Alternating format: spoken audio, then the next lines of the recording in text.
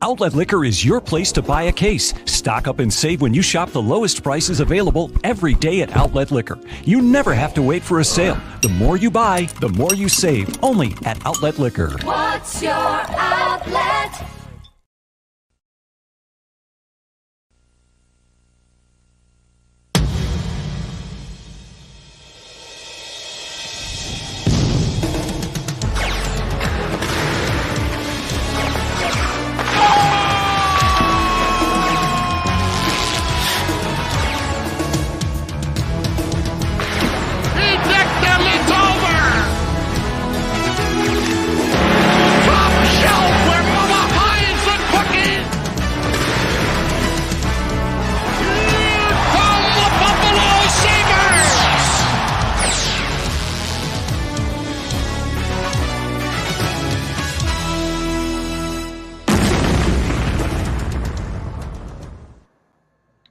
Welcome, everybody, to episode 130 of Two Goalies, One Mic, brought to you by, as you saw in the intro, Outlet Liquor, the place to buy a case on George Urban Boulevard. I am Dwayne, joined by Hurls, and hopefully we'll see here momentarily. Maybe Cully might be joining us. We will see. But before we get started here, in the last hour or so, we on Two Goalies, One Mic, obviously, as passionate as we are here in Buffalo about hockey, some would even say more so about football and, the Bills and the Bills Mafia and the passion that's shown here in that fan base and the family feel that you get just from being a fan of the Bills, no matter where you are in this country, whether you're in California, like Hurls is, you have fans down in Texas, Florida, all over the country, all over the world. Unfortunately, we lost a member of that family today in Eddie Manerick, Nick, his father, who both have been spending a great deal of time in the hospital over the last at least 3 months from what just recollect.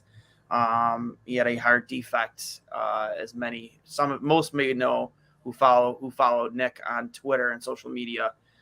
He has been sharing Eddie's story now for a while, and I just want to, take a moment here to talk about what we've learned about Eddie over the last, couple years. And one of the things I take from him is not just the cliche things like inspiration, motivation.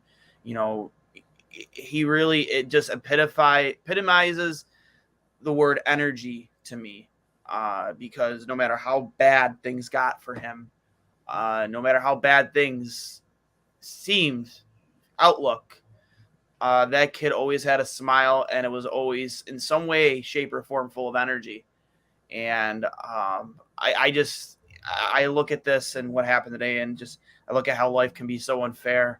But I'm so grateful for Nick and him sharing the story of his son with us over the last couple of years. I was able to, communicate and interact with Nick almost 2 years ago, when Eddie's story first started to hit my timeline, and I have a relationship with Del Reed over at 26 Shirts and a friendship with him, and I put them in contact, and they were able to come out with a really cool shirt to help raise funds for Eddie and his fight.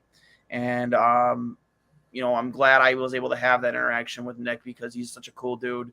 And anybody who knows that story knows how great a person Nick is, and how much of a loving father he has been through all of this. And everyone knows he's self-employed. He's a personal trainer, and he's legitimately lived at that hospital now for at least 3 months, as many may know. So I just want to take here and have a moment of silence for Eddie in his fight. And, he may have left, as Nick said, he may have left the physical world, but he's still with us. And we know he's up there with Poncho, ready to root on these Buffalo Bills as they make a run at their very first ever Super Bowl. And I can't think of a better two pair of fans to have the best seats in the house rooting for that team. So just want to take a brief moment of silence here for Eddie and the fight that he had. And he didn't lose that fight, and he is gone, but he's not forgotten.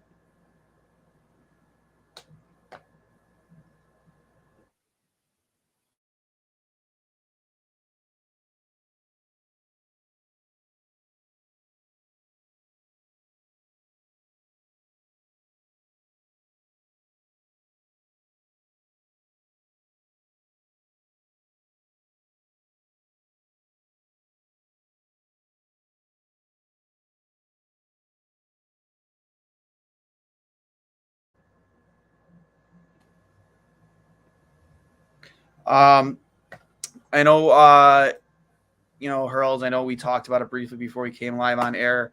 And I don't want to, you know, bring down the show because, Eddie's the type of person that would want us to, be positive and have a lot of energy right now. And so would Nick. So I know you briefly, had some, recollection of Eddie's story. Anything you care to share or add before we really kind of dive into the last week of the NHL? Yeah, I mean, aside from what you've already said, which I think was really well spoken, I think more so we can just read what his dad Nick said about an hour ago. He tweeted out, Eddie isn't suffering anymore. He's left the physical world, but his love and spirit will live on forever because he was such a force, such a light. I love you all. Thank you for always being there. Eddie's infantry forever. So, like you said, there are these focal points for Bills Mafia and for Sabres fans and around the community of Buffalo, and it seems as though that Eddie was definitely one of them, even at such a young age. And I think we can all relate to loss in one way or another in our life and the grieving process and everything else. But when it's someone so young, it doesn't feel fair, and it feels like someone was stolen from us way too early. So I think we just got to celebrate his life and everything he contributed in his short time here on Earth, and honor his legacy as much as we can throughout the summer, throughout next season. And I'm sure the Bills will. I'm sure Josh Allen and other players will do whatever they can to honor his legacy, because that's the type of team and the type of community that Buffalo is. So I'm sure his spirit and his memory will live on for a long time. And that's about all you can ask for with such a tough situation right now. And for those of watching who aren't familiar, I'm just going to pull up a short video from Nick's Twitter. Eddie loved to wish people happy birthday too. I'll share one of those too. He loved to wish Bills fans, anybody who wanted a happy birthday from Eddie, they got one. No matter how down or how weak he might have felt, he got pumped up and he wished you a happy birthday on your Twitter timeline. And that's one thing that always kind of stood out to me is just this kid has been through so much fucking bullshit in his life already and spent so much of his life in the hospital bed. And how do you have this much energy and how do you have this much stamina being, I'm healthy as a horse. I can barely get out of bed sometimes or have the motivation to get out of bed. And this kid at his young age just finds the energy and finds the motivation to keep fighting and never give up. And, his dad as well, always there right by his side. So I'll share this one video that, cracks me up. Anytime I've watched it, the first time I watched it, he's an absolute force, as Nick said. And again, just always cracks me up here. This is Eddie. This is Eddie in a nutshell.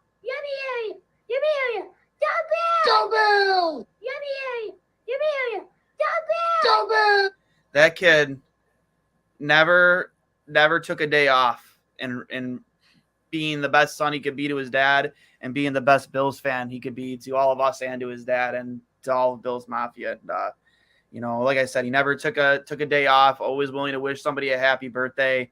That's obviously him just saying, go Bills, but just an absolute inspiration. And my heart is absolutely broken for Nick and his family and everyone that was close to him. And that hospital, he said that hospital staff became like a second family to him. And, you could tell that the staff there was torn up losing Eddie, his laugh and, his smile. It's a tough day for anybody who knows who they both are and is an avid love for the Bills. It's a tough day for sure. But again, I just wanted to open the show with that and, let Nick know and those who care about Eddie that he's in our thoughts, and, he's gone, but never forgotten. So I did get a message from Johnny. I think he will be joining us here soon. So I, always fashionably late with that one, but we'll see what he pops on. Anyways, Hurls, obviously we missed Tuesday because of the 4th of July weekend. How was your 4th? It's good. And nice to have a few days off and had a good time. I took the long weekend too. I already had Tuesday off. I took Monday off. So I, early day Friday. So pretty much 4.5 days off from work. It's, did the body good until I fell out of my golf cart on Tuesday morning golfing. Shot an 80, it was an 82 or an 84 at Terry Hills, and was getting out of the golf cart. It was still moving, but I've done that 1,000 times, and it wasn't moving fast. And then shout out to Gunnar Hines, who sped up a little bit more as I was getting out. My foot got caught. And you ever see that commercial, Tuck and Roll Grandma, when he pushes his grandma out of the car? Yeah. Legitimately that. Fell right out of that golf cart. And unfortunately, I had 2 golf balls in my pocket that I landed right on top of. And I have a pretty amazing bruise on the side of my leg. And then last night at my hockey game, I get a clapper right to the side of the thigh in the exact same spot. It was, I don't know. I don't know the chances and odds of that. And I was trying to avoid blocking that shot the time around, but yeah, my leg hurts like hell. But other than that, man, I actually fell asleep before the fireworks went off by my house. Because I had to be up early in the morning. I've seen these same sets of fireworks out here by my house 1,000 times, so it's always the same to me. Yeah. And I'm sure I could catch as many fireworks as I wanted on Snapchat, so if I really cared enough. But I had a nice low-key 4th of July. But it was fun. It was relaxing. And happy birthday, America. And but we did get on July 1st the start of free agency, and we did get 2 I wouldn't know if I would call them big moves, but substantial moves. Would you agree? I'd say so, especially with the needs that the Sabres currently have right now. And I think everyone knew what they were and were hoping they would be addressed, and that was on defense. Any type of addition on the second or third pairing to supplement an already pretty good top half with Rasmus Dahlin and Matthias Samuelsson and Owen Power, getting them some help, getting them some veteran, steadfast addition to the blue line, I think was the goal of free agency. And I think they did that in Connor Clifton and Eric Johnson. 2 different types of players, 2 different players at different stages of their career. Eric Johnson, a 15-year veteran, former first overall pick. So that now makes 3 former first overall picks on the Sabres defense next season, which is probably a record if I had to guess. And then Connor Clifton, a former player of Don Granato at the U.S. National Development Program, a pretty good member of the Boston Bruins defense last season. We can get into a little bit more, but the combination of those 2, I think, was about as good as the Sabres could have imagined to have get without vastly overpaying for somebody or trading top prospects or doing something that's going to set your rebuild back a couple years in the interest of like absolutely going for it this year. I thought it was as good of a couple moves as they possibly could have made. And like, here's the thing. Like, I don't think you really need to go out and you don't have to do a Taylor Hall thing. You know what I mean? With Buffalo with Taylor Hall, which was essentially to, make Jack happy and keep him around for at least another year, to try and make the playoffs. Remember that whole soundbite from Terry? This puts us in position to win the Stanley Cup. Obviously it didn't. And it went terribly, terribly, terribly wrong in the worst kind of way. So I am completely, I was a doubter of Kevin Adams when I first hired him. I thought he was just going to be a yes man for this organization. I just thought that, he was going to be a guy that wasn't going to bark back when he was told what to do. But I am willing to, admit when I am wrong and sign that apology waiver or whatever it is, like the post on Twitter. Kevin Adams has done a phenomenal job. I saw a tweet earlier from some Adam Fantilli Twitter account, some account, and he is posting the top, GMs in the NHL. He had Adams ranked at 14, and I thought that was incredible. I'm not saying he's a top 10 GM, but he had like Danny Briere ahead of him in the top 10. Like, why is Danny Briere in the top 10? He hasn't even been a GM for 6 months. He hasn't really done. I mean, the best move he's made was a draft pick that literally fell in his lap because other teams in front of him, outside of obviously, the obvious and number 1 at Connor Bedard, teams were just afraid to pick him because of the Russian aspect of it, of the fear that he might not come. I don't know. I just, I don't see what he's done to delegate a top 10 designation, but that's neither here nor there. I think Kevin Adams has done a phenomenal job. He has Matthias Samuelsson, Tage Thompson, Dylan Cousins. Between the three of them, locked up till 2030 for under $20 million, which to me is an absolute insanity. Absolute insanity. That is your first line center, your second line center, and one of your top pairing defensemen for under $20 million. Find me any other team in the NHL that has that right now. You don't. You just don't. If anything, they're probably overpaying their second line center, if anything. And our first line center is being underpaid. Yeah. And I look at just the bulk. You're getting ready to hopefully extend Dahlin and Power both to similar contracts soon.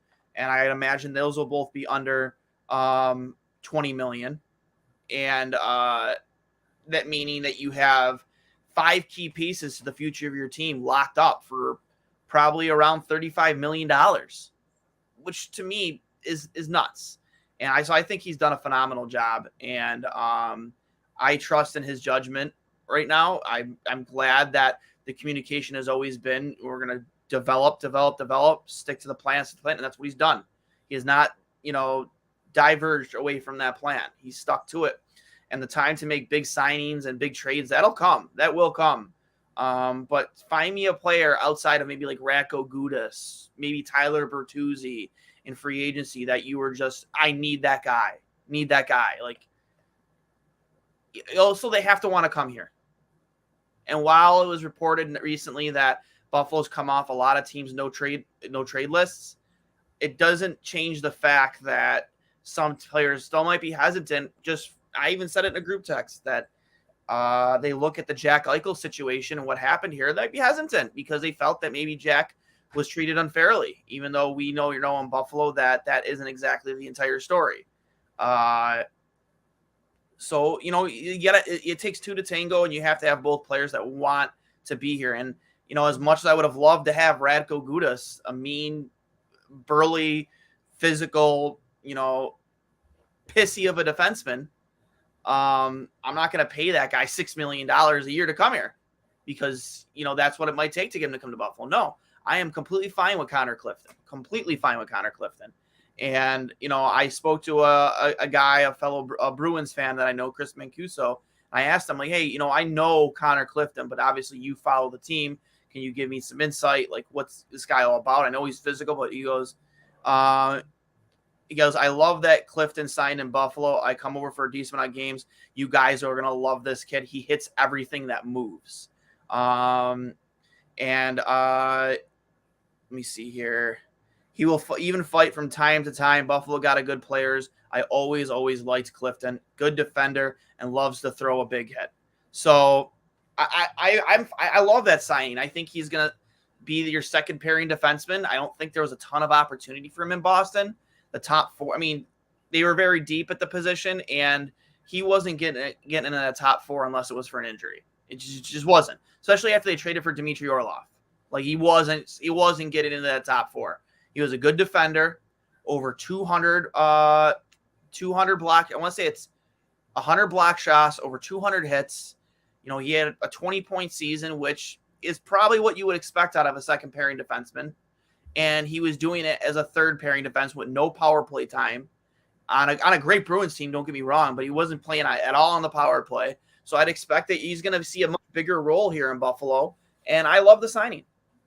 Yeah, so do I. He has a decent amount of offensive upside too. I've been watching a lot of highlights of him joining the rush out of the defensive zone, getting the puck out, and also taking advantage of his offensive opportunities in the offensive zone. Like, I guess obviously you already have that in Dahlin and Power, right? You've got these world-class offensively skilled defensemen that can take the brunt of the offensive chances from the back end. Yep. But having that type of opportunity from your guys that you trust a little bit more defensively, I think is still good to have, and it fits with the style of this team that they currently play. So having that, he's apparently a very good penalty killer, and I know the penalty kill hasn't been great thus far. So what's up, Johnny? Hey, boys, how we doing?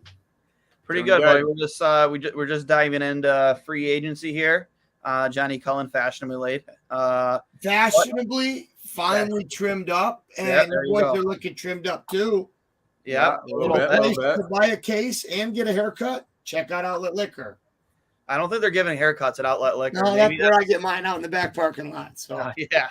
But we're actually talking about obviously NHL free agency. Buffalo made 2. I wouldn't call them, as I started off, I don't think I'd call them big moves, but substantial moves. And not blockbuster, but substantial is great wording. Connor Clifton, and we were just touching on him. Give your thoughts on the Connor Clifton.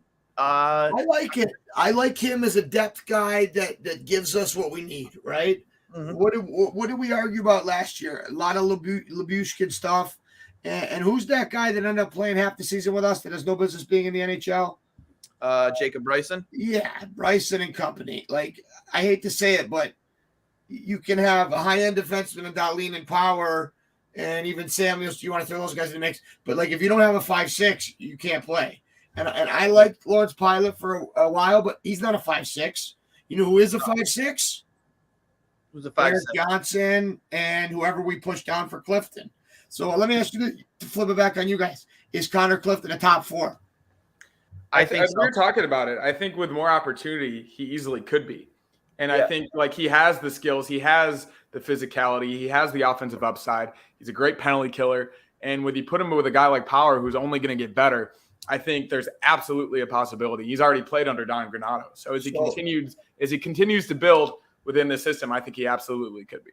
Did you guys talk about who would be his preferred partner? Like, in your perfect world, let me start with you, Dwayne. Who's your top 4? Who's playing? You keep Daly and Samuelson together without a doubt, and then you put Power with Clifton. They were seeking a right-handed defenseman. They got 2 of them, one in Eric Johnson. But I think we all know Eric Johnson's role, right? He's the Craig Anderson of the back end for our. He's the only ring in the room. He's the only ring in the room. Guy has so much tenure, it's ridiculous. Former first overall pick. Let's not forget that his parents stole $70 million from him. I think that was Jack Johnson. Was that Jack Johnson? And Cully's going to pay his first fine of the night. That is a fine. That was. We covered that a lot at my job. Actually, that was Jack Johnson. That's. But yeah, Cully. Eric's going to push somebody. There's going to be a trade made. Because you have Yoki Haru there, Stillman. I like Stillman, but I don't think he's. I'm not saying he's anymore. The odd man out, but there is going to be an odd man out. What was Stillman's contract coming in? He has 1 year left remaining, I think, right, Arles? I think he has 1 year. I think he has 1 year left. Yeah. And that's obviously he's on a one-way because we traded for him. Yep, from You know Vancouver. what would be interesting to see? I know you don't bring in a guy with cup experience like Johnson to cut him at camp, but I think the wild card in all this is where is the Minnesota defenseman, Dwayne? The Minnesota Ryan Johnson.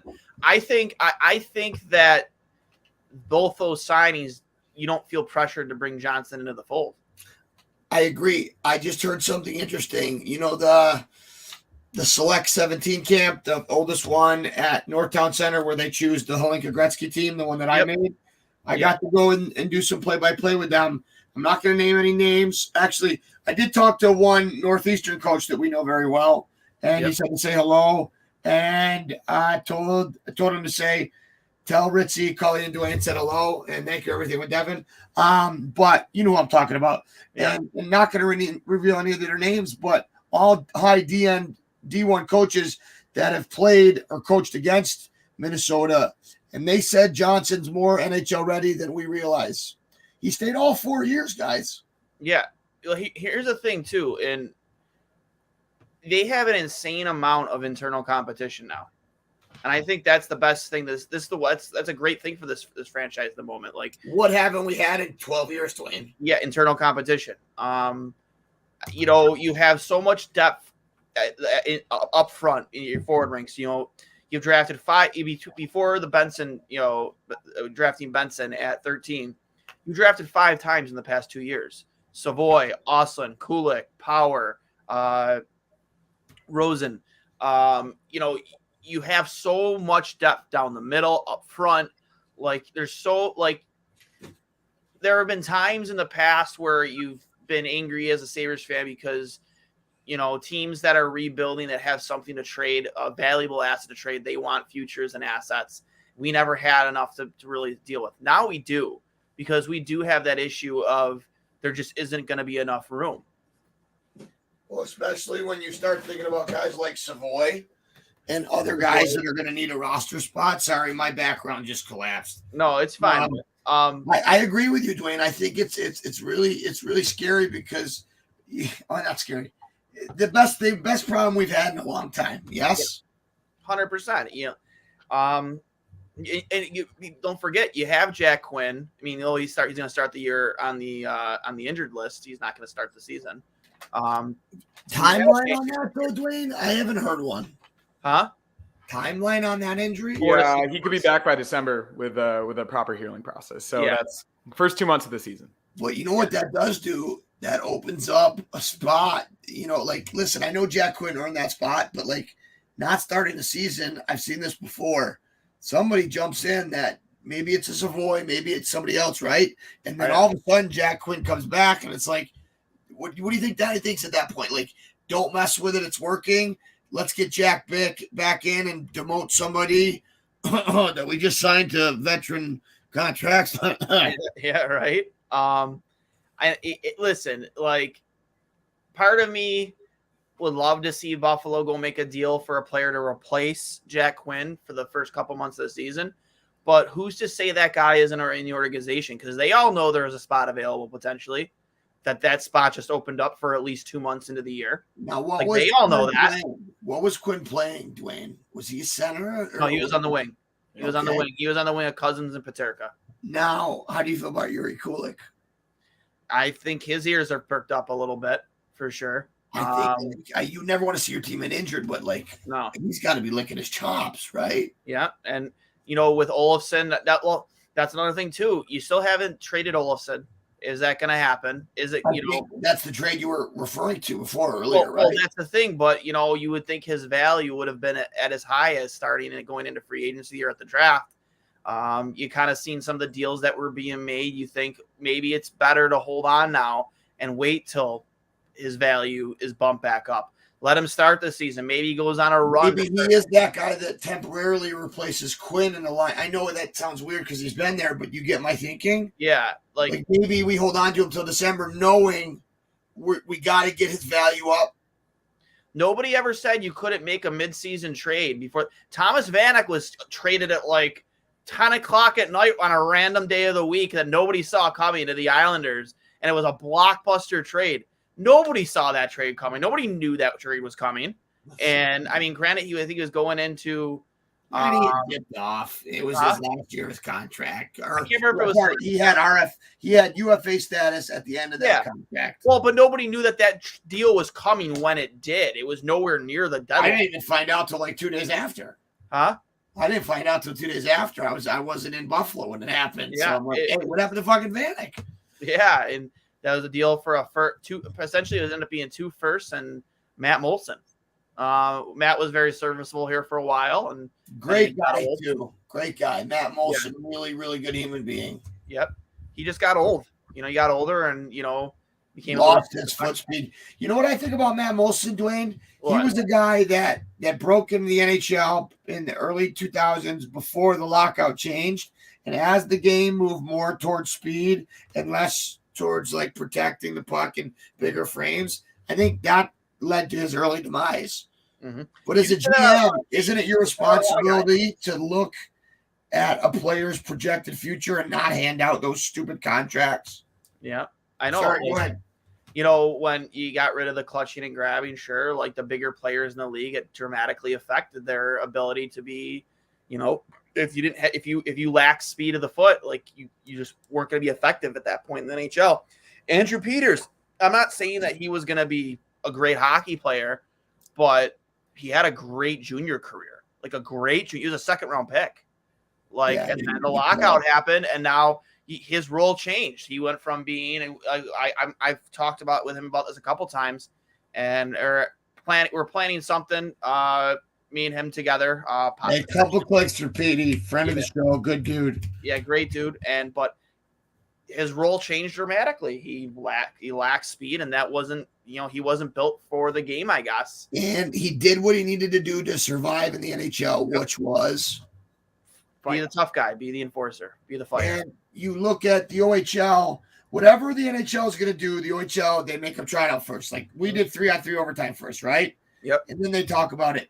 They put in the 10 fight rule, meaning now it's a 5-fight rule. So back when I played junior, we had 2 guys on our roster that literally, I don't want to chirp Peters here, but like their only role, they were okay players, but they were there to fight, right? Yeah. Now in juniors, you can only fight 5 times. You have 68 games. On your 6th fight, you're suspended 5 games. 7th fight, 10 games. So is it worth it to keep a guy in junior to develop another Ryan Reeves, another Andrew Peters, when you can only use him, say, 5 out of 68 games? No. And that's why we're seeing fighting evaporate from the OHL. What I'm interested in is what's going to be the repercussions 10 years down the line when they're – I'm not saying you need Ivan Drago as your heavyweight, but, like, you got to have somebody to chunk him, like Nick Delorier. I would love to have him instead of Gergensen. Keegan Colasar. Exactly. Perfect. Great example. Great example. Yeah, I 100% agree. Speaking of Ryan Reeves, signs with with Toronto. Domi. Trey Living, making his presence known. Max Domi, really good story, but at the side, like I heard this. I mean, I don't agree with the comparison, but I agree and disagree. I disagree that they're the same player, but I agree that it might not have much of like he's no different than having Alex Kerfoot. Like they had that guy. Like they play different roles and they're different players, but is that really gonna push the meter this way rather than this way? Tyler Bertuzzi does for sure. Yes. 100%. He pushes it this way. Why didn't we make a swing at him, guys? Anybody? I'm sure we did. I'm sure it was too much. I think Adams was really measured in his approach. I think he mentioned that they were interested in a lot of these guys, but it was out of their price range. I think once you move Olofsson off the books, dude, I would have paid 5.3 for Bertuzzi. Yeah. I mean, he's definitely the type of guy that would have fit in, but I imagine given that they couldn't, like this Olofsson thing, like I'm sure they tried to trade him. Like I'm sure they had their fair share of discussions with other teams at the draft and during free agency, but it probably wasn't worth it given what they probably would have gotten back. So personally, it's somewhat disappointing given that his role diminished in the last 10 games of the season and he was getting healthy scratched as the Sabres were pushing for a playoff spot. Diminished. Connor, correct me if I'm wrong. Yeah, it disappeared. Yeah, he was healthy scratched, and they had the discussion at the end of the season about what he could have done better, and I think there's still an opportunity for him. I really do. Did you guys feel the disconnect from him this year? Did you feel like I don't know? I mean, Olofsson of early. He does one thing really well, and he needs to round out his game defensively. Well, here's my question, though, guys. Did you notice when he got interviewed or when he was talked to or his play on the ice? He looked almost like a different player in a bad way. Yeah. And I get it. You go from playing with Jack Eichel to whoever, but like, I don't know. I think Victor really started out hot, made us think his ceiling was way up here, and we're starting to see he's here now. Now, going back to what you guys just got at, what is the best way for us to maximize his trade potential? Because if we do play him a lot and he gets even worse, then I mean, you throw him on the power play. You throw him on the right side, Tage on the left, Victor on the right, and he's going to get a lot of opportunities. And we've seen throughout his career that he scores his goals from the right slot on a one-timer, top glove, almost every single time. And other than that, it's a random empty net goal that doesn't mean anything at the end of the game. So you throw him on the power play for the first couple months, maybe on the second line with Cousins and Peterka. You maximize his opportunity, then you try to trade him. I agree. And in terms of the right, you have that dual threat that on the other side with Tage. How many times have we seen him hammer a puck through the back of the net? Yeah, you got to focus on one of them. Power play. So you just mentioned Tage as an all-world shot. We all know that now. Is Olofsson a passer or a shooter? Oh, he's a shooter, 100%. So I would put what his shot. happens, that goal that Thompson gets usually comes from the seam, right? Yeah. From Olofsson's spot. That's where. So I'm with you guys. I think I would put Olofsson in every position to succeed, and even if he doesn't deserve it, knowing he's not in our long-term plans, because then that maximizes and maybe accelerates the deal. As long as it's not affecting the outcome of games, I'm all for it. See, that's a tricky line, though, isn't it, Dwayne? Yeah. Like, how do you Because quantify he that? can disappear for 20, 25 games at a time. That's happened throughout the past 2-3 years of his career. He'll go on these stretches, and then he's just gone. He'll go on an absolute heater and score like 12 goals in 9 games.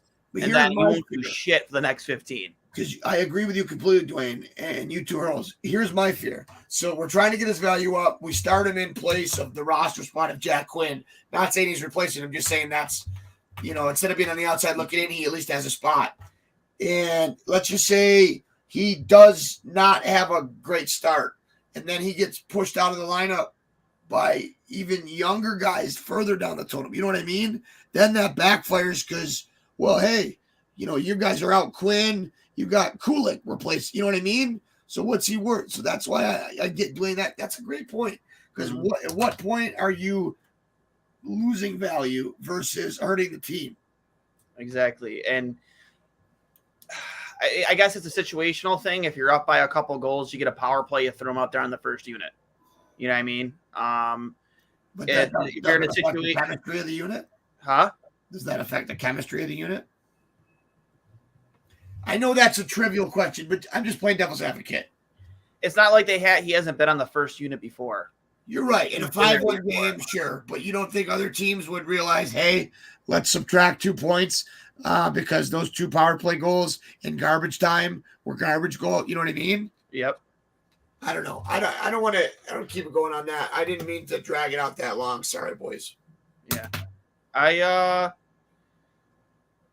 don't know. I think that I think if you can get him to start off, I don't even use the word hot. Just if you can get him to increase his overall 5-on-5 200-foot play by 15%, I think that dramatically improves his value, even by that much, because that's how great of a goal scorer he is. Right. At his best, 15% better than what he has, his value goes up tremendously. You said it back when he broke into the scene, Dwayne. Mm-hmm. He was such a dominant offensive player that even though he wasn't great defensively, he was okay. So it's still out. The good outweighed the bad, right? Yeah. And I think when you see him, he's such an up and down player that guys like that, when you're not scoring, you have to be that good defensively to justify your spot, right? Yeah. But with him, it's like when the goals aren't there, nothing's there. You get what I'm getting at? Like, if you're a goal scorer and you aren't scoring goals, you have to find another way to contribute. Agreed. Is Olofsson a penalty killer? No. Is he somebody you want out there at the end of the game? That's not my call, but I think there's some better defensive forwards, right? So if you're not scoring goals, if he isn't hot, you're right. Then that brings up a fucking really, really, like, what's the tipping point? Mm-hmm. Fuck. Yeah. So, again, going back to where this conversation all started with the internal competition, I think Olofsson and what their plans for him are, that's a big deciding, because if you don't trade him, you have to play him. You just have to. You can't have that guy riding the bench to start the season. Not with what he's making. No way. Not even just that. Just like if you plan on, if he's not part of your future, you can't have him on the bench. You just can't. And when you're going to be without Jack Quinn, I think we had Jack on the bench. Huh? I said we had Jack on the bench for a while, I think, after we knew he wasn't a part of this. Or I'm just busting your balls. Yeah, I know what you mean. But you know what I mean? Like you can't have that guy on the bench. You have. I agree with your point. I agree with your point. But it also. It's like the Jeff Skinner thing with remember the Jeff Skinner thing with what's his Kruger? Yeah. Can we not say his name on the? And I was all over him. But Dwayne said he's got to play. Sorry. Yeah, he's got to play, and but that also takes away from what we talked about earlier, the internal competition, having that spot available, pushing these guys as hard as they should be pushing themselves no matter what. But, dangling that carrot in front of the rabbit, that being there is going to make them sell out even harder at training camp and in the preseason to get a spot on this team. I love it. And I'll kick it over you to Hurls. I'm going to read off the 12 forwards we have under contract right now. You guys tell me when the last time we had a good group, as good of a group as this. Skinner, Thompson, Cousins, Olofsson, Tuck, Greenway, Middlestat, Gergensen, Zakposo, Yost, Krebs, JJ Paterka. And that is not counting Jack Quinn.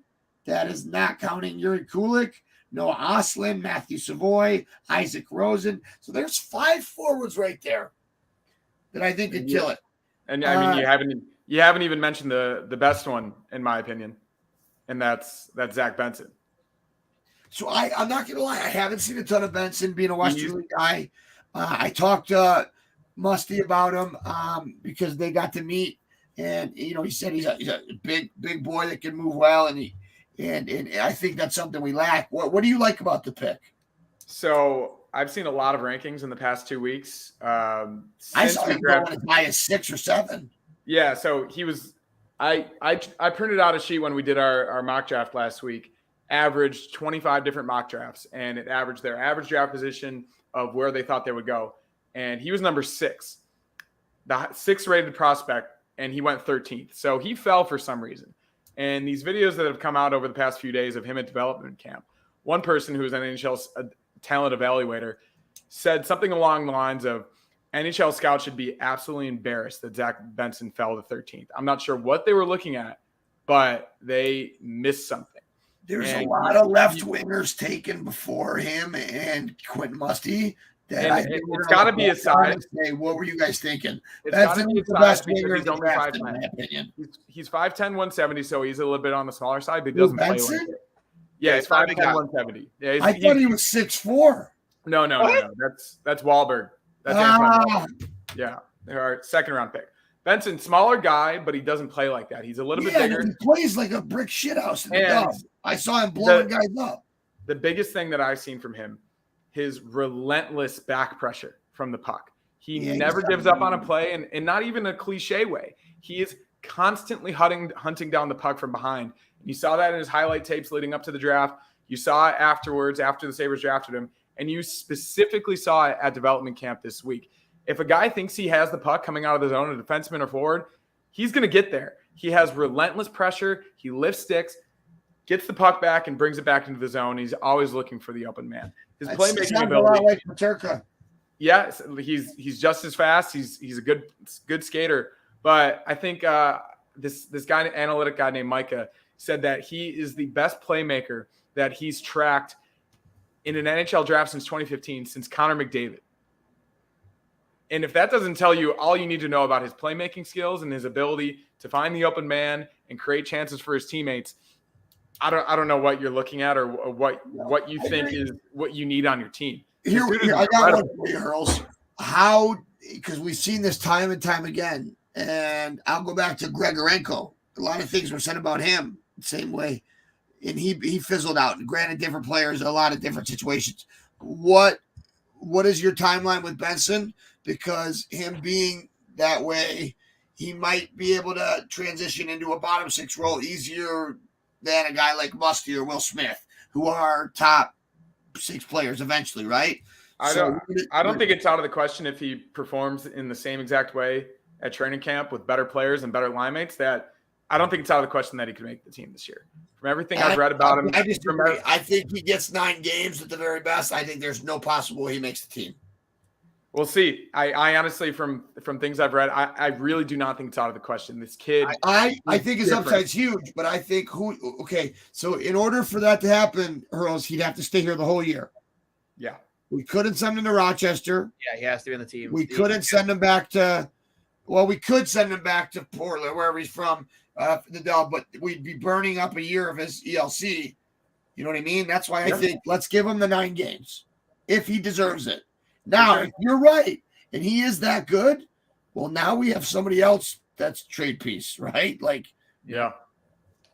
I think that if you're talking about which, in terms of prospect, who makes the team, I think And don't get me wrong, I think the upside for Benson is enormous, but why rush him? Like I have no reason to rush him. Yeah, I think it gets to the point where you look at talent, and this kid has something that you currently don't have on your team. Well, why do we trade for Greenaway then? But he's not the type of playmaker. Jordan Greenway is not the type of playmaker. But there's no chance that Benson finds himself in the top 6 line. We said the same stuff, though, about Casey Middlestat, man. Casey Middlestat's potential was through the fucking roof. We were all here, during the World Juniors. And we rushed him, Dwayne. Huh? And we rushed him. But on a much worse team, though. He came at a time where he didn't have nearly as much. He was undersized. The skill and the potential are there, and you're seeing it now. But I think you can tell the difference between Casey Middlestat and Zach Benson the way they play. Specifically the way they hunt pucks. What do you see Zach Benson as an NHL player? Because I'll tell you what, it's a lot easier to play that game in the OHL than to do it against men. And I'm not saying he can't do it.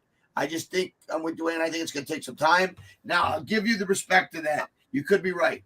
What's his path into the lineup and who's getting passed over?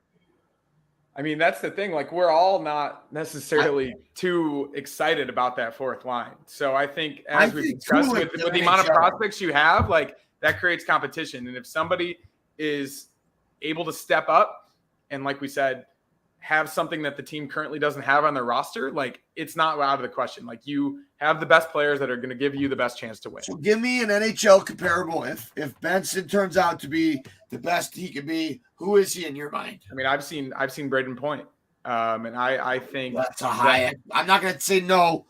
Thank you. Now I get more where you're coming from. He's that type of guy. He's shifty. He's relentless. He creates opportunities for his teammates, but he's also able to finish when he gets those opportunities himself. And back to the Middlestat discussion a little bit, like, he's a tougher player. He's tougher on the boards. He's better with the puck. He's a better passer. Everything I've seen from him in these past couple of weeks has shown me that Zach Benson's ceiling is way higher than a lot of these other guys. And every ranking of the Sabres prospect system has put him at the top. And it's unbelievable that he fell to the Sabres at 13, but it's a miracle that he did. So I'm really looking forward to seeing what he does at training camp. And I'm looking forward to seeing who they put him with. Because I think they brought back Jost, and on the same day they brought back Rusek. Yeah. I don't think you signed Rusek, even though I believe it's a two-way deal. You know what I mean? Like, I feel like this is a situation where Dwayne, we signed him before, and he went to the minors, so he's a two-way deal.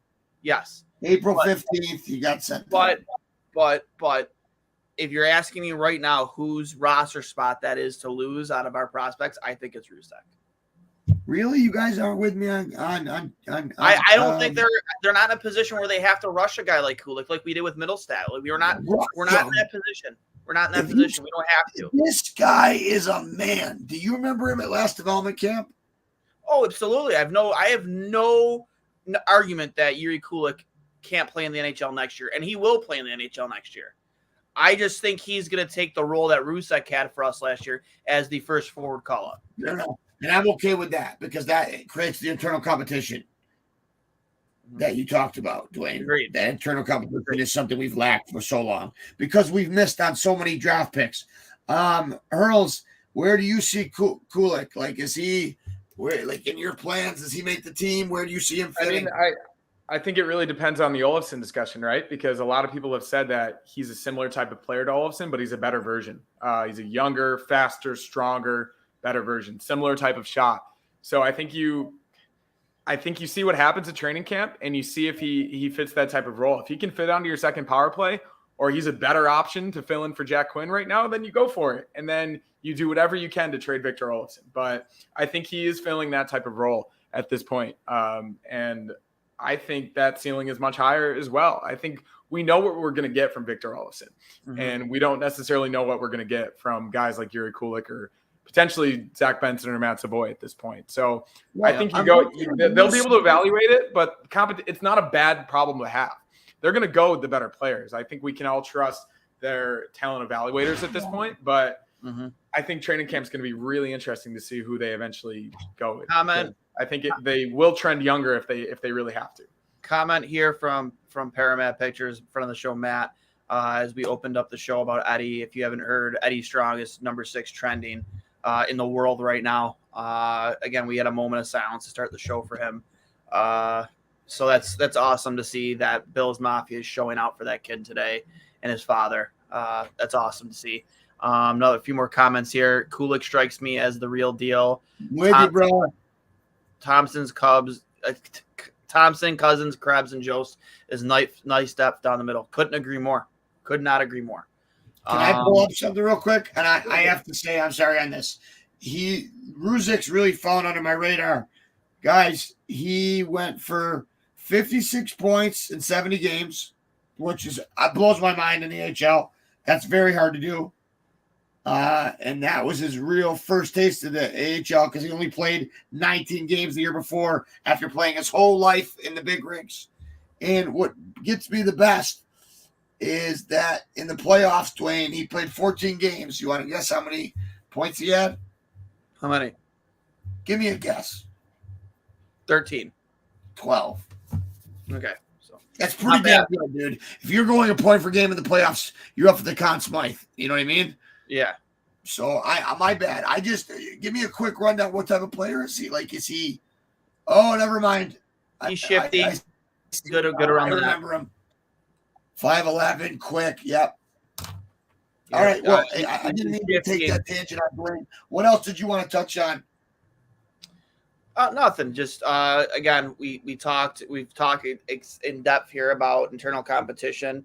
Honestly, the Connor. Turn it back to Clifton. Well, Connor, we've talked about Connor Clifton. Oh, you already did? Never mind.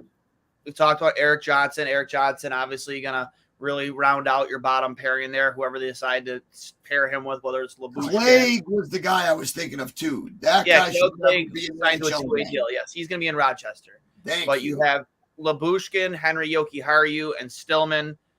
You have 4 defensemen vying for 2 spots in your bottom pairing right now. All right, I'm going to go through No matter what Eric Johnson is, unless he completely just pulls a complete Berglund in training camp and just disappears, he's one of your 2 going into training camp on that third pairing, in my opinion. So that Owen Power, Rasmus Dahlin, Matthias Samuelsson, Clifton as your 4, or Okiaru? Yeah, I'd say so. I would hope so, at least. I think he could do that for sure. And so you're going to have one of these guys are on their way out the door. Those are your 4, and I need you to rate the rest of these 5, okay? So you got Johnson, Labushkin, Bryson, Stillman. I think as Dwayne said, I think Johnson's a clear 5. And then if I had to pick one of those other guys, I'll probably go with Labushkin, given the physicality that he adds to the team. So that keeps Bryson and Stillman out of the lineup. And Jokiharju as well. And I think a lot of people were upset with Jokiharju's play last season, especially in the defensive zone and his awareness or lack thereof in front of the net. So if he is not able to improve that or show that he has at least added that element to his game over the summer, the physicality and everything to do with it, he's a good puck mover. And I think that's why they traded Alex Nylander for him in the first place. Too many mistakes in his own end. Yeah, I mean, his lack of awareness in front of his own net was really bad. Didn't it kill you when the puck went corner to corner? Now, Dwayne, as a goalie in hurls, what position did you play? I'm a goalie as well. Okay, that's what I thought. So when you guys know, when the puck goes corner to corner, right? Our defenseman in front doesn't vacate the front until the other defenseman makes his way back, or the center comes and covers, right? Right. Yeah. I just saw way too much of that from Jokiharju. Just bad transitions. And because if you're late to that corner, then you're putting yourself in a bad spot to get beat to the net, or they can go low to high and get that point. Like, how many times do we see something small like that from a defenseman end up in our net? From 2001, I'm sorry if I'm butchering this. Lex DeLeonis, I apologize. Jokiharju has a right-handed shot on the blue line, so he does come at a premium. I definitely agree with that too. So, well, hold up. Connor Clifton's a righty. Eric Johnson's a righty. Labushkin's a righty. Jokiharju's a righty. Yeah, but what I'm saying is there's more value around a right-handed shot. 100%. I agree with That's him. the point. I agree with him. That's a good point. I just think we have more, like we did, like you said, Dwayne. Kevin Adams said he wanted right-handed depth. He fucking got it. Yep, agreed. Goaltenders. Obviously, a lot of other deals made too around free agency. We talked about Toronto, Reeves, Tyler Bertuzzi. Was there somebody else that went over? Oh, Max Domi. Max Five-Head Domi. I don't feel like the division really got better outside of New Jersey. No, the Metropolitan. Never mind. So I really don't feel like the Atlantic got better. Are we time out? You got to tell me without me freaking out. The Atlantic Division. It's Florida, Tampa, us, Boston, Toronto, Montreal, and I think that's it. Ottawa. No, not Wait, is Detroit in the Atlantic? I'll confirm that. But Yeah, Connor, please do, because I thought I had this mapped out. In the Atlantic too. I'm way off. Boston, Toronto, Tampa, Florida, Buffalo, Ottawa, Detroit, Montreal. Yeah. So I don't think the Yzer plan in Detroit has been working. It's still not working. No, they did okay. I'm not saying they did bad, but I mean they went and signed Zadina, and now they just waived him. They got Zadina. Right? I mean, it's not going according to plan in Detroit. I don't think they got better.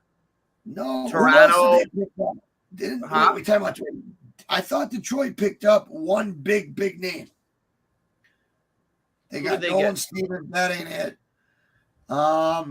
Christian Fisher. He ain't it. Shane Gotterspeer. 1 year, 4.1. You're That's right. a good defenseman, but he's not a game breaker. Yeah, I don't mind that. He also can't play defense. Yeah. But outside me, Toronto, but jury's still out on them. I would assume that Boston isn't going to be the same team that they were Justin last. Hall left Toronto to go to Detroit. Sorry, that's what it was. All right. Because he signed for 10.2 over 3. So similar to Clifton's deal. Go ahead, Dwayne. Sorry. I think Buffalo is probably on paper between their signings and what's to come internally. Because I think Toronto they didn't move the needle forward, in my opinion. They kind of stayed the same. But in terms of improvement, moving the needle in the right direction, getting the fuck out of Dubas out of town, I think Buffalo might have improved the most. Yeah, I mean, I'd say so. I think the Sabres have as good of a chance as they have probably in 10 years to compete in this division. So 100%. I like a lot. I like a lot what you said. And I guess the only thing that we haven't touched on yet is, I think Kelly was about to mention, is the goaltending. And I think it's a lightning rod for a lot of different people, but it really depends on what your opinion of their process is. And I think we all can agree that we're very comfortable with Levi getting at least 30, 35 games next season. And it really depends on what they do with the other spot. And it looks like that's UPL's spot to lose. And I'm not necessarily uncomfortable with that, given the improvement I saw from him at some point. At some points last season, he played really, really well. The consistency wasn't there.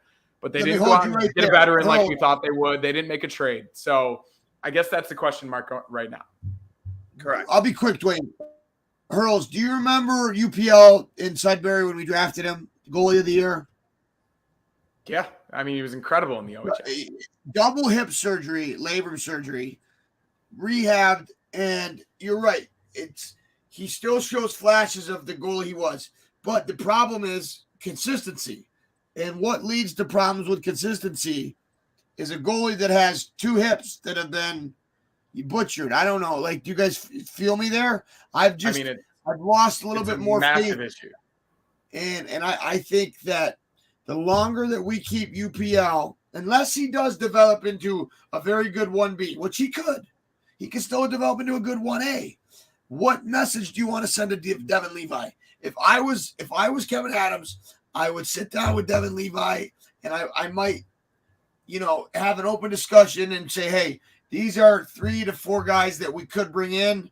You're going to have to earn every minute you get. I know many people think I'm crazy for bringing that up, but that shit happens more than you think. Not with rookies, but I think how important Devin Levi is in this conversation or this organization. Who's the best partner for him? It doesn't have to be on the Sabres roster. Gosh, it's really tough to say at this point. I think with their moves or lack thereof right now, I think they've made it clear that it's his net to lose. And I'm not uncomfortable with that. I think what he showed in his first 7 games in the NHL and what he's going to develop over the summer and what he's going to continue to develop with more experience, that he could absolutely do that. He can be your 1A. He can give you 40 games next season, and the team will be comfortable with that. It looks like they were down the stretch. So in terms of partner, I think I'd prefer UPL over Comrie. And then outside of the organization, that would have to be a trade. And at this point, the 2 guys on the market that everyone's discussed are John Gibson and Connor Hellebuyck. But Hellebuyck flat out said what he wants to get paid on an extension. And I'm not paying that. What do you say, Dwayne? You can't afford 9.5. He wants that last money. I'm not paying 9.5. You're great. You got to wait a year. Little breaking news, Dwayne. You probably covered it. One NHL player agent tells that the flat cap in 23-24 plus the jump in space at 24-25 up to at least $88 million equals a lot of 1-year deals in the UFA market starting tomorrow. Well, this was I was wondering too why so many 1 years makes perfect sense, right? Yeah. The goaltender thing. Ranta's back with the Hurricanes. There wasn't a ton of movement. Aiden Hill. What about Aiden Hill, guys? I know he already signed, but is that somebody you wouldn't have gone smart? I think if they're smart in Vegas, they hold on to him in some way, shape, or form. No, they already got rid of him. They did get rid of him? Aiden Hill signed with... Oh, he did sign somewhere. I didn't even realize that. Give me 2 seconds. Well, hold on. Talbot is with the Kings. Jonathan Quick is with the Rangers. Mackenzie Blackwood is with the Sharks. Eunice Corbisalo, a 5-year, $20 million deal with the Senators. Yep. Brad Kodutis with the Ducks. Pitlick with the... Hold on. I'm getting there. James Reimer's back with the Red Wings. Yep. Sorry. Where the... Alex Lyon with the Red Wings. 2 years, $1.8 million. Yeah, we said Aiden Hill. And Aiden Hill did get moved. Did he? I swear to God, I saw his name. He's still with the Knights, so I don't think he did. No, he's still with the Knights, yeah. No. I'm seriously thinking I feel like an idiot. No. I fucked up. You did. I think Vegas should hold on to him. He helped win you a cup. He was a big reason why you won a cup. I would say on the team, he ranked 3rd in Conn Smythe voting. Right behind Marshall Stone Eichel. So, and he is a pretty good example of finding lightning in a bottle, right? Yeah. Like the Sabres almost had it in Devin Levi had they gotten one more point and gotten into the playoffs. And you have a young guy that you've developed and you haven't created any roadblocks. I think their moves right now, or the lack thereof, is that they're trying to give him every single opportunity to win this job. And I think he absolutely can. I really do. We all know how good he is. We all know how mentally locked in he is and the type of physical talents that he has. And improving the defense as much as they have with Connor Clifton and Eric Johnson and creating that competition for the 6th spot, that's only going to help his development even more. I think it's going to help all 3 goaltenders. It's going to help all 3, and I think it's specifically going to help your best one. 100%. He's not gonna have to make as many tough saves. He's not gonna have to go across his crease as much as we saw in those last 7 games. He's not gonna get 40 shots a game. God hope not. So I think the combination of what they did is really setting up for him to being that opening night starter against the Rangers at home on October 11th or October 12th, a few months away. So we'll see what happens. But I think we should all at least be a little bit more comfortable with the idea of Devin Levi, and then whoever plays better in training camp, and that's UPL or Eric Comrie. So I have no problem with if it's UPL either. I really don't. Everyone knows who follows the show. I'm not a UPL stan, but I think to your point, Hurls, I think he was also a victim of just poor defensive play in front of him. So was Comrie. Well, then how do you explain Levi? It's such a small sample size, bud. In his first fucking coming, he's still got. He's still at the college finals. he's objectively better, and I think he's definitely better. 100%. That's another good problem. But he also did have a game where he let in 8 goals. Was it 7 or 8 goals? Yeah, no, you're 6 right. against the Red Wings. So Was it 6? I thought it was more than that. I'm sorry. I think they won 7-6 in overtime. But That's right. Yep. We all know that game was nuts. But yeah, that was not. Here's my thing.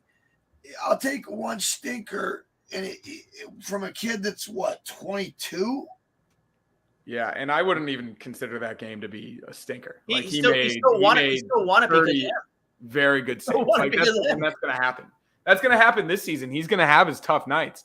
It's just how he responds to it, and if he's mentally able to do so, which he has been up until this point in his career. I'm going to share a quick story, really quick, Dwayne. So I ran into, I'm not going to say names, coach of Northeastern, and I just wanted to pick his brain a little bit about the bean pot, because we had talked to this guy when they didn't have Levi 2 years ago, right?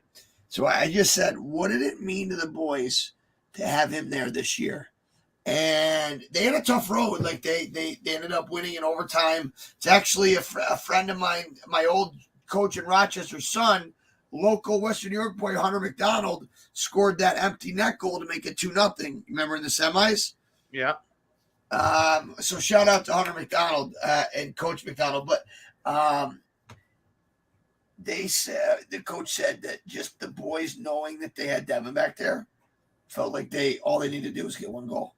Like, and to me, like as a coach, you never want to go to a game thinking, okay, we just need one. But like when you hear that from a Division I coach and he's dead serious, like how cool is that, right? I never had, Dwayne, I don't know about you, I never had teams, and Hurls, you can tell me, my teams were like, guys, if we get 6, Cully might give us a chance, all right? But to have, like, just because Devin's not going to go out and talk about it, but just the boys seeing him and being like, dude, we can do anything with this guy. That's the message I got, and that gave me a hockey boner, and I love Devin Levi, and Devin, come clicks, I miss you, bud. Come back to Buffalo. He's definitely coming back to Buffalo. I'll tell you that. I mean, soon. We need to hang out with him. It's just a matter of what his role is going to be. I think he felt that with the team over those last 7 games, especially after that Rangers. Cool if we signed him if we didn't give him some kind of guarantee.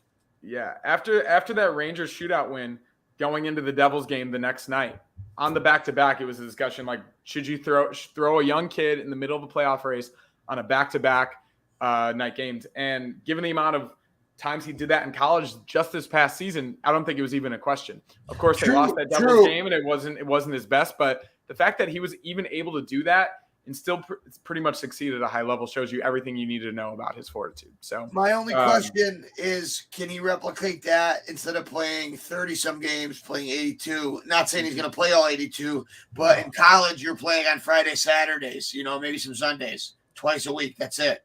Yeah. I wouldn't say I don't think he's going to play more than 2-3 times a week, even in an NHL season. Traveling, where before he was at school Monday through Thursday and then on the road. And trust me, I know what you're saying. Everybody's made this jump. I just think it's going to be interesting I would love to see what Vegas has his number of starts at. You mentioned 35, Connor. Yeah. And I would say they definitely don't want to go over 45. I think their goal is somewhere in the 35 to 40 range. For starts for UPL? Starts for Levi next season. I think he gets 50, bro. I'd hope. You'd hope so, but at the same time, I was hoping you guys were in that range, because you look at it. You both said let the internal competition take care of itself. 35 is if he maybe underperforms or the other goalie overperforms. But like Dwayne said, and you said, I think that we've seen so much growth from him. I wouldn't be surprised to see him play 50. No, I wouldn't be surprised either. I just think in terms of like their projections, in terms of not rushing him, I think they don't want to push him too quickly. But if he does succeed and he does turn into that bell cow guy, I don't think they're going to be discoured from playing. He struck me as a guy, though, and I didn't mean to interrupt you. It's Hurley. I'm so sorry. He never means to interrupt, Hurley. No. Wait, hear me out. Did you not get that feeling from Devin that he played like 5 out of 6 or 6 out of 7 games in that run there at the end of the season, and he embraced it. He didn't get tired. I guess, girls, what I was trying to get to is me and Dwayne, when we talked to him, this guy was so humble, so calm. And when I think of guys that I knew that made it and as goalies and guys that didn't, he has all these characteristics to be a guy like Marc-Andre Fleury, who early in his career played in the NHL full time at 21 years old. You know what I mean? Super rare stuff. And I'm not saying they're the same person, but from the same area, right, Dwayne? Quebec? Yeah. Both really nice, honest people. I don't know. I think it's in that range. I think you let them decide. Dwayne, I didn't mean to be a run on. What else did you want? I just think I have all the confidence in the world in that kid, and I think he's a gamer. I just think that he embraces the challenge, and he even said it best after they won 7-6 in a shootout, and he was smiling the entire. I mean, he goes, "There's nothing wrong with a little adversity," and he accepts the challenge. And who is it? Barney from How I Met Your Mother. Challenge accepted. That's the type of attitude he has. Like he wants. He's just so respectful about it too. Like this kid just got back from what was it? Team Canada. Just what was up for the Hobie, whatever. And here he's talking about like his future in the NHL, but he wasn't even looking past that. He was looking to the next Beanpot, the next college season. And I'm really excited for the human being in that, because as we've learned as goaltenders, they're at the very top. You mentioned a guy like Alex Lyon or Montgomery. Physically, there's not much separating those guys. It's who can put it all together on a nightly basis and who can make their team want to win for them. And Dwayne, that 7-6 story was so cool, because I remember post game he was smiles. He told us, he said, you obviously want to keep it. You don't want to get scored on. You want the shutout, but more importantly, he made it so crystal clear that he just wanted to give his team a chance to win. And you have a lot of goalies that aren't like that. They think, we won 6-4. I sucked. No, you won. You're better than the other guy. Yep. You're not gonna have a 1.34 goals against average every game. You're gonna let in goals, and he understands that. And even Patrick Waugh got scored on 8 or more times in a game. Hasek too. It happens. To the best goalies in the world, it happens. Hockey world got changed forever when Detroit finally decided to put five Russians on the ice. They put up 11 on Patrick Waugh in the Forum, and we all know what happened next, Dwayne. Yep, they kept him in for right fucking now. Last time he started a game for the Montreal Canadiens. Back then, like the owner sat right behind the bench, so the whole thing's on camera. And you just see Patrick Waugh just walk right up to him and said it to him. That was the last time I ever play a game for you. Say that behind him. Oh, I love it. Jay Finney. Guys, I have one quick question for you. Non-Sabres question.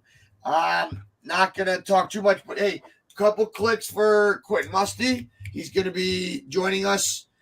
Should have joined us a couple weeks ago. I'm just kidding. He's going to be joining us when he gets back. He's in his second day of development camp out in San Jose. He's doing really well. Another local kid out there, Dwayne, Joey Muldowney's from Lakeview. Yep. So he's out there. Gavin McCarthy out of Clarence. He's had a very good development camp in Buffalo too. So a lot of different pieces going on.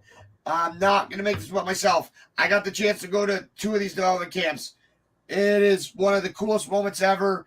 And for a lot of these guys, they are coming in to play with the best players they've ever played against, right? Especially some of the Europeans that weren't playing in men's league. So really cool for these guys, especially the local ones, to show off what they got. And just a couple clicks for Musty. Congrats on getting picked. And the whole Musty family, you guys have been great. My question to you guys, there were some rumors about when Musty dropped into the 20s that the Sabres were making calls to move back up into the first round. Now, was that for Musty? I heard Adam say that it was for Anton Wahlberg, who they eventually got in the second round. So I think there's a lot of smokescreens at this time of year, and I don't think it's necessarily. If he admits that they were looking to trade up, and Dwayne, what would you have to get up to move up in the first round? A first round pick, right? You'd have to give up probably next year's first, yeah. So, like, to do that for him, or is that or unfortunate? or a first round projected player, or you know what I mean, like maybe a Or Rosen one of your first and a rounders from years second back. that could probably get you back into a late first round. So you're saying we got this guy in round 2? Yeah, so Yes. Wahlberg, I think they got at 39, so the ninth pick of the second round. Yeah. Their first pick of the second round. Yeah, And you guys like him? I don't know much I like about him. him. He's a big boy. He's 6'4", has a lot of offensive upside. He had a really nice move at development camp today, right in the offensive zone, and went around a guy and went in and scored on a breakaway. So he seems like the type of prospect, like I think a lot of people were questioning when they drafted Benson, given how small he is. Like there's a lot of smaller forwards in the system right now. And then they went out and got like 5'6" guys. So they added a lot of size into the forward pipeline, which I think is good. And My he has a last lot of skill as question. well. Does it make Kevin Adams look so? Either there's two possibilities, right? Either we had him as a first round grade and one of the top 25 players in the draft, and everybody else didn't, which means one of two things: that we're wrong on the projection and everybody else is right, or it was a smokescreen. Dwayne, what do you think is more likely? Probably a smokescreen. Because I don't think if I'm a GM, I'm going to come out and tell everybody who I was trying to trade up to get. Because that gives you an insight on, A, what I'm looking for. Because if I didn't get that guy, then guess what? I don't want Philadelphia knowing that I'm looking for a left shot defenseman, just saying a random position. Because that's the guy I was trying to go after. You know what I mean? So it's interesting. And Hurls, appreciate the information on that. It's interesting, right? There's a lot of what ifs. Can I get your guys' thoughts on Musty going 26th?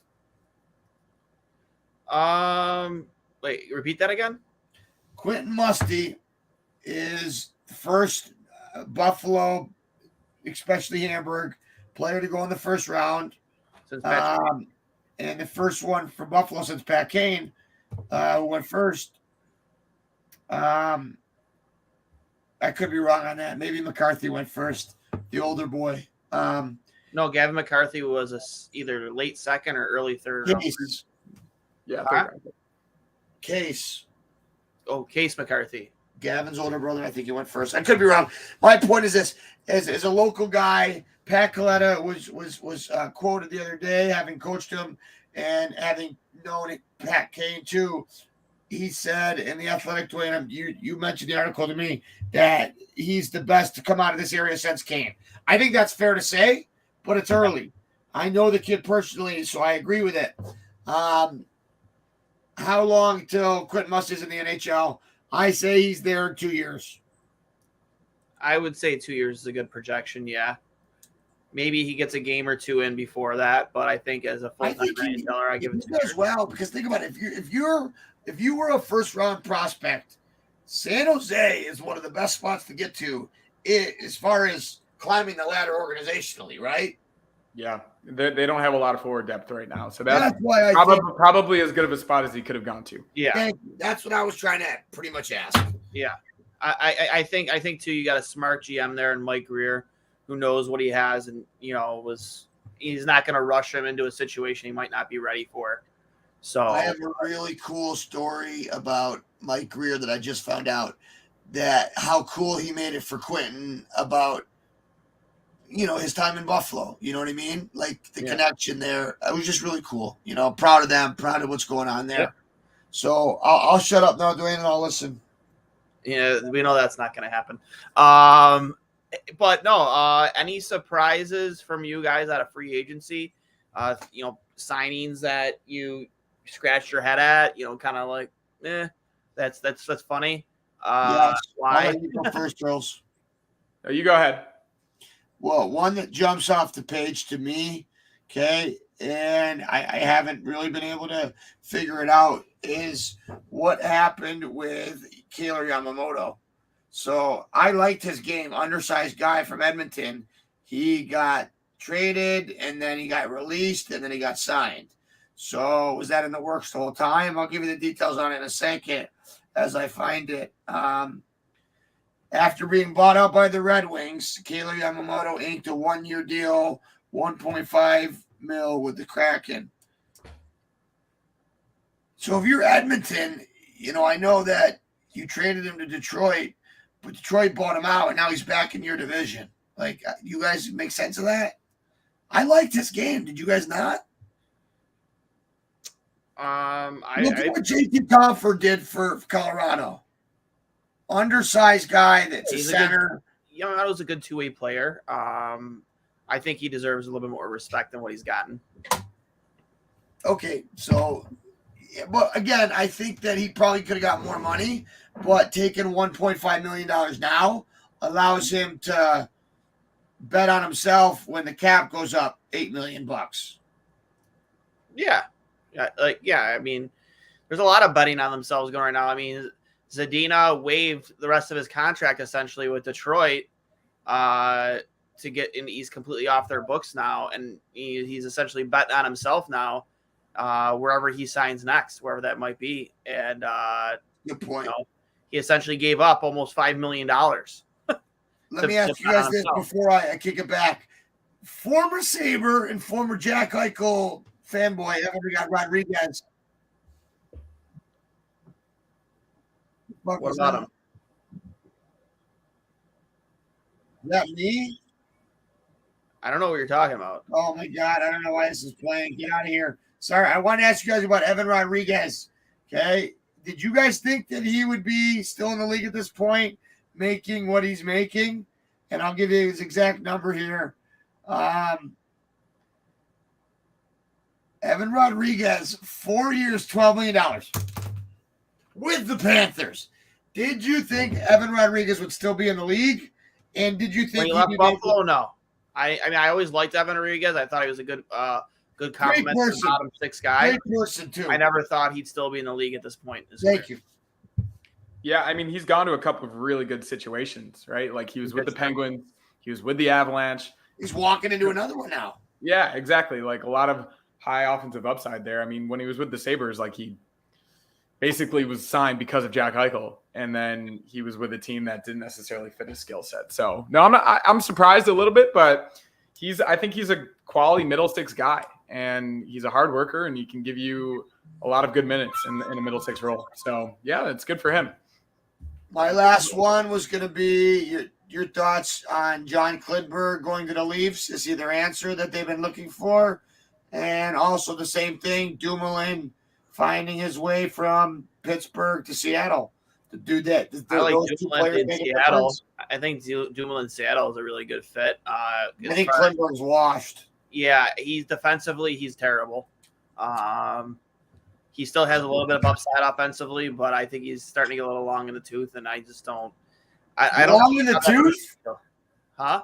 Long in the tooth? That's the best thing I've heard all day. I love you. I think that he doesn't move the needle. He does not move the needle for Toronto. So I'll even double down. I think Buffalo's a much more improved team today than they were before free agency, and I think Toronto is the same, if not worse. Matthews is leaving. What? Sorry, I said Matthews is leaving. What are you talking about?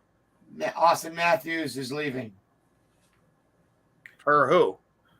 I don't know. For you? That'd be pretty big news if that just happened. He ain't gonna be a Leaf. Okay, well, you just stop talking. You just can't say that out loud like it's breaking fucking news, and then just like, oh, it's just my opinion.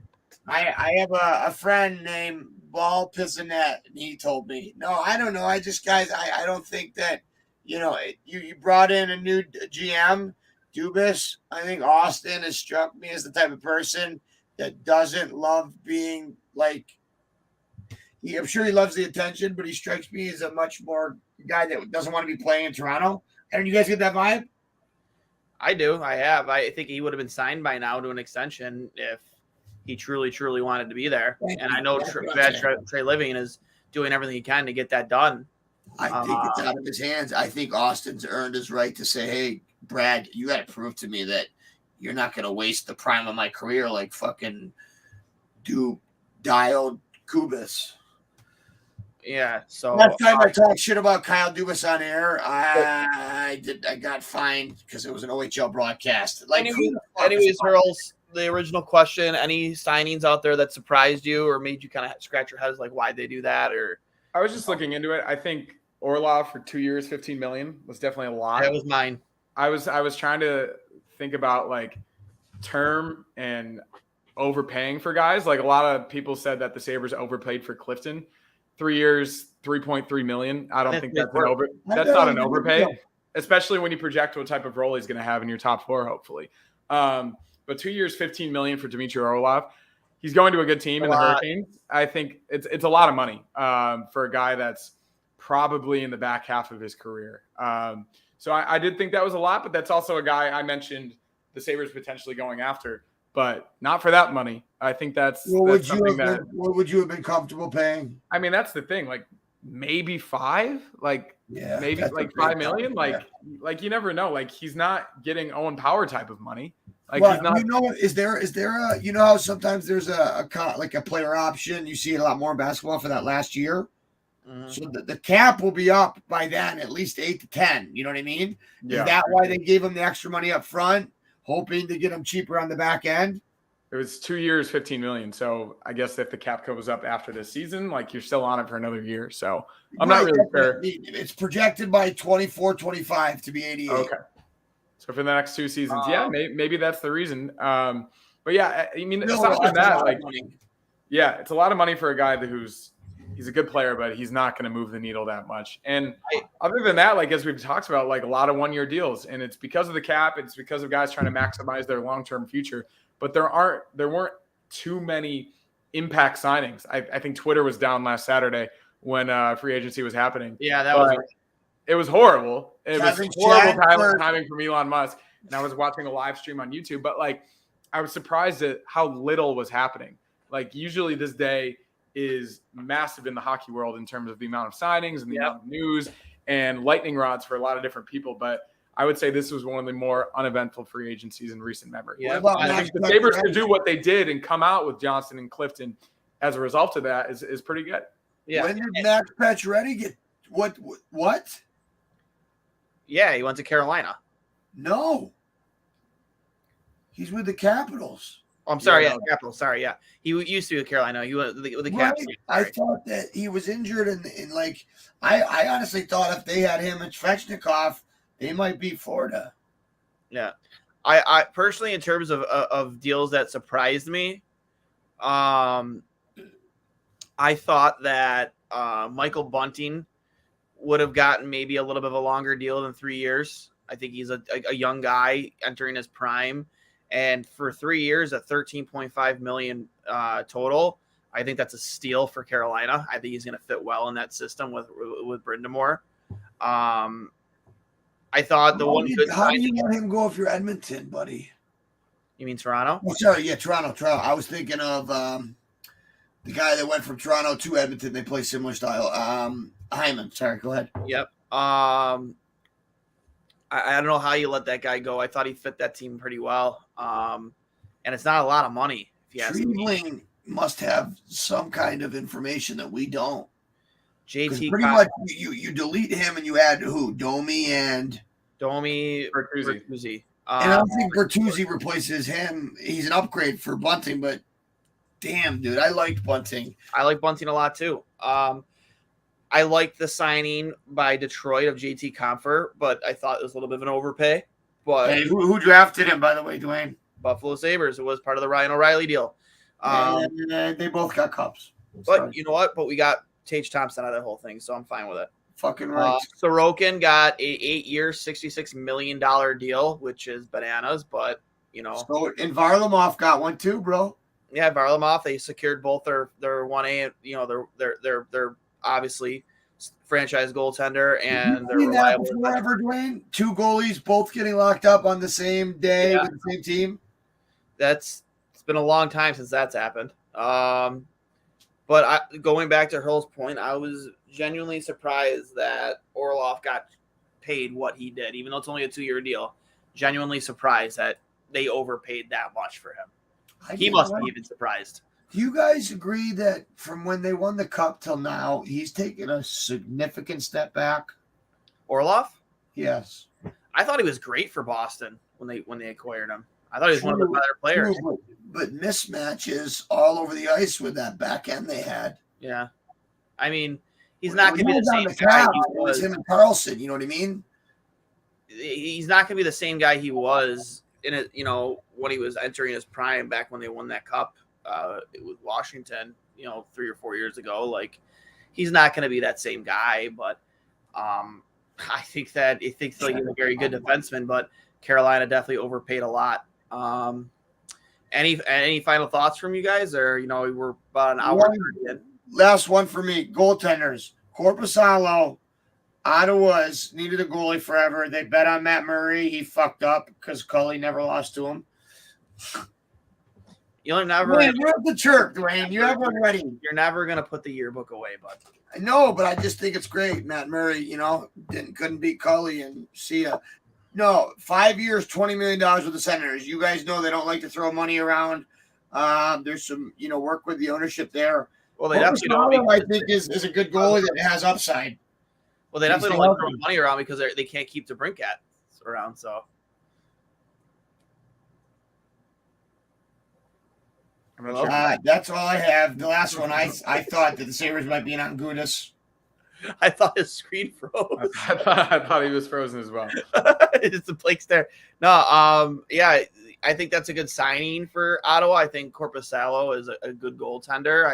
I think he's slightly above average if he has the right team in front of him. He's good enough to win you games, but you also got to secure, you know, keep building in front of, along with Brady Tkachuk, along with Tim Stutzel, right. You know, along with the core you've had, and DeBrincat leaving, it's kind of like a shot in the foot, if you ask me, because he's as good as gone.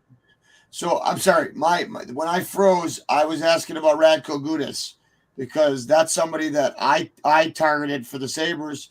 He signed a little bit more than what Clifton did, you know, 3 years. Yeah, but is it tax free over there in California? Fuck no! Are you kidding me? Absolutely not. The most taxes in the country. I wasn't sure if it was like that. No, that one. Like, but to my point earlier, it takes two to tango. Radko Gudas goes to a much worse off team than Buffalo, at least currently. I wouldn't say they're worse, but you know they still have a lot to build around it over there. He stayed in a warmer climate. I don't think he wants to go to a colder climate. I think he wants to live in the sun, and I think that's why he made that. Yeah, so that's all I got. Anything else, Earls? No, I think we've about covered it. I guess I was at least somewhat surprised the Sabres made all 8 draft picks. I think we were at least potentially expecting a trade, maybe for future assets or trading one of our prospects or potentially one of these picks this season. But I think the lack of trades surrounding the draft in general, there was not a single trade in the first round. You compare that to the NBA and the NFL, that's just unheard of. And there weren't that many trades surrounding the day or the day 2 and 3 either. So there probably weren't too many opportunities. Obviously, Olofsson didn't go. So I think Adams did the best with the situation that he had. He added a lot of defensive depth, which I think was the main goal going into this draft, and a lot of size. Added to a lot of skill up front, obviously, with Zach Benson. So can I say one thing? I think he did about as well as he could have. Connor, I completely agree. Dwayne, am I wrong here to think that a lot of the non-trades was because these GMs want, when the cap does go up, they want to have these guys on, because you never know how many draft picks are going to hit. So if you draft 8, maybe 2 or 3 will play, right? Yeah. GMs maybe hold back on trading just so they have these cost-controlled options in the cupboard for when the cap goes up so they can plug and play and then go after a big fish. Are you there? Yeah, did I go off screen? No, you're there. You're good. My question is do these GMs hold off on the trades because they want as full coverage as they can, so when in 2-3 years, when that cap takes that big jump and everybody's getting paid more, they still have these cost-controlled entry-level deals to plug in to the bottom 6 or bottom pair so they can go after the big sharks? Yes, no? Any truth? Like, you see where I'm coming from? No, I see where you're coming from. I was trying to make sense of that, too, because it was one of the lowest, maybe the lowest traded draft ever, right? Yeah, there were no deals made in the first round. People valued their picks quite a bit because it was such a good draft. Like I said, Benson dropped to 13, even though there's a lot of criticism there for why, against the teams that passed on him. It was criminal that he dropped to 13. It's predicted to be the steal of the draft for Buffalo. Mitch Koff? Mitch Koff, well, yeah. Everybody knew he was dropping, though. Everybody knew he was dropping. I still can't believe Fantilli didn't go 2. That's wild to me. I thought a 6'4" centerman, the size he is, and the season he had, greatest freshman season in college, in NCAA college history. I thought for sure he would go second right after Bedard. But even Dwayne, you told me about some of the guys you talked to at Michigan. Like even when he came in for the summer workout, just how amazing he was on a team the year before that had a first overall pick and a third overall pick. So I was surprised. He filled a lot of big shoes because they lost a lot of players because they had 5 guys drafted in the first round, I believe it was. And the only guy left standing after that was Luke Hughes, who eventually, after the college season ended, went to go join the Devils. But no, you're right. He showed up and he showed out. He picked up a lot of slack, bro. For sure. But yeah, I listen. I think that this draft, it doesn't surprise me that there were no moves made up. I think if Mishkov would have kept dropping, somebody would eventually, threw the kitchen sink at a team in order to draft him. But I'm surprised that Benson fell to 13. But I'm not surprised that there were no deals made in the first round because of how good of a draft it was. Why the fuck did we sign Cale Clegg? To be Rochester depth defenseman. Okay, 2-way deal? Yes. Yeah. Thank you. Yes. Okay. But with that being said, guys, this has been episode 130 of Two Goalies, One Mic, brought to you by Outlet Liquor, the place to buy a case over on George Urban Boulevard.